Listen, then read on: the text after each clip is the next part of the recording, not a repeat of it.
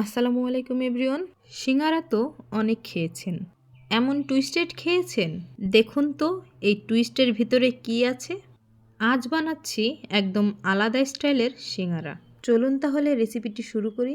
প্রথমেই এখানে আমি 3টি বড় সাইজের আলু নিয়ে খোসা ছাড়িয়ে সুন্দর মতো কেটে ধুয়ে নিচ্ছি। আপনারা আপনাদের পছন্দ মতো কেটে নেবেন। কাটা হয়ে গেলে এবার আমি আলুগুলোকে সেদ্ধ করতে দিয়ে দেব। সেদ্ধ হতে হতে এদিকে আমি এবার কিছু পেঁয়াজ এবং কাঁচামরিচ কুচি করে নেব। বড় সাইজের আলুর জন্য এখানে আমি 3টি পেঁয়াজ এবং 3টি কাঁচামরিচ কুচি করে নিয়েছি।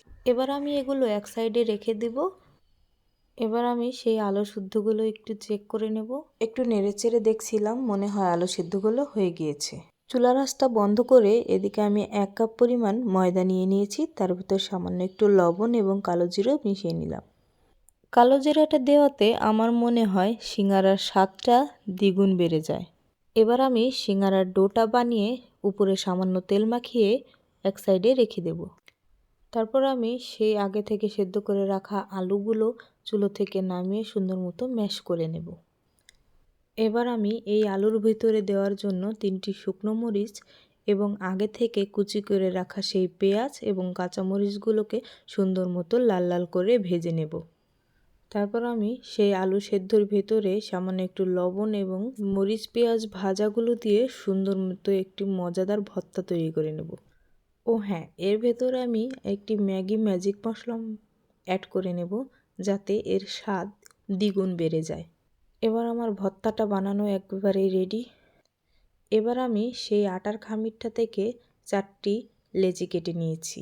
এখানে আমি 4টি রুটি তৈরি করব। এখন আমি ঝড়ের গতিতে রুটিগুলোকে সুন্দর মতো বেলে নিচ্ছি। এই তো আমার রুটিটা বেলা হয়ে গেছে। এবার আমি সেই আলু ভর্তাগুলোকে চারদিক দিয়ে সুন্দর মতো দিয়ে দেব। এটা আসলে বলে বোঝানো যাবে না, আপনারা দেখলেই বুঝতে পারবেন। এইভাবে চারদিক দিয়ে ডোনাটের মতো করে দিয়ে দিয়েছি।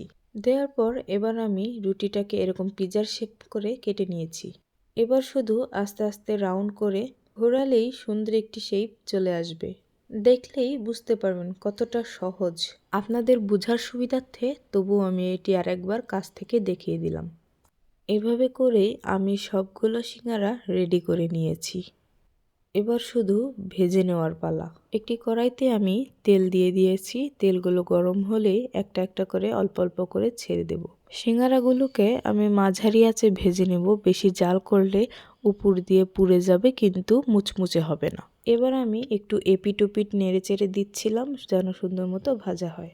কথা বলতে বলতেই আমার সিঙ্গারাগুলো ভাজা হয়ে গেছে। এবার আমি নামিয়ে এক এক করে সবগুলো সিঙ্গারা ভেজে নেব।